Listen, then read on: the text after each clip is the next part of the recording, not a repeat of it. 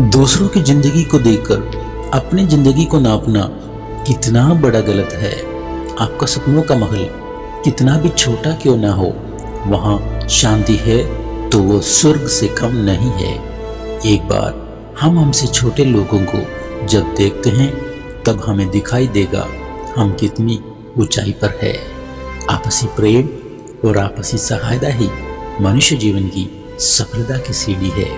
जब भी सोने जाओ सबको माफ करके सोने की कोशिश किया करो, इससे आपका और हमारा मन साफ हो जाएगा।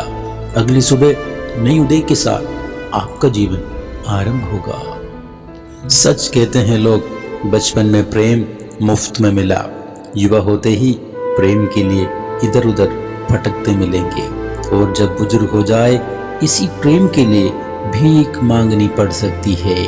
परमेश्वर का प्रेम ही मेरा आसरा है, और मेरा पवित्र चाल चलन जो खरी है वही मेरा आशा है। कभी कभार कोई आत्मिक व्यक्ति हमारे पास आते ही वो हमारा आशीष का कारण बन जाता है। उनकी हंसी पर हम समझते हैं उनको जीवन में कोई शिकायत नहीं है, लेकिन समझ जाना वे सारे दुखों को मीठे रस की तरह पी जाते हैं। भारी पीड़ा में भी शांति बनाए रखते हैं। क्यों? क्योंकि पवित्र वचनों का कभी तिरस्कार नहीं किया गया।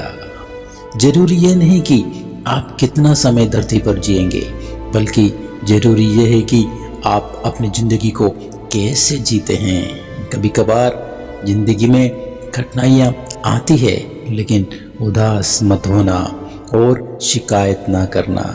क्यों? इस कठिनाइयों को करने में आप ही परमेश्वर की नज़र में उपयुक्त हो।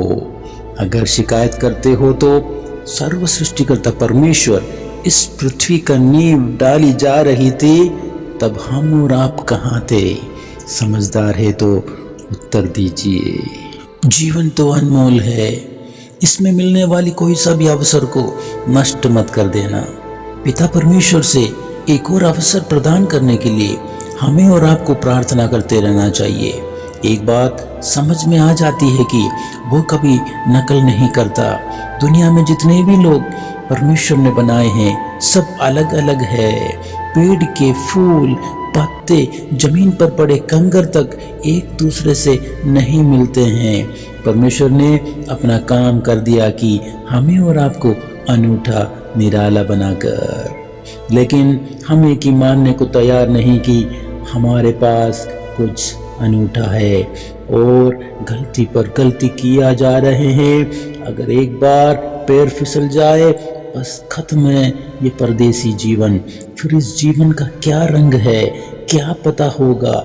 क्या फिर इसका कोई नाम है? जब हम जीवित हैं तो किसी जीवित चेहरे को देखने या बात करने का वक्त हमारे पास नहीं है, लेकिन मृत्यु हो जाए उस चेहरे को देखने सब कुछ छोड़कर भागकर हम चले आते हैं। समझ जाना, मृत्यु के बाद उस चेहरे की खोज से कितना अच्छा है जीवन रहते उस जीवन के लिए कुछ अच्छा करे, या फिर एक मुस्कुराहट उसकी सारा बोझ को हल्का कर सकता है। आपका जिंदगी में जो संघर्ष हुआ वो आपका अनुभव है, और इसी अनुभव ने हमें धैर्य दिया कि हम और आप हर पल कैसे खुशियाँ पाए और कैसे खुशियाँ बांटे।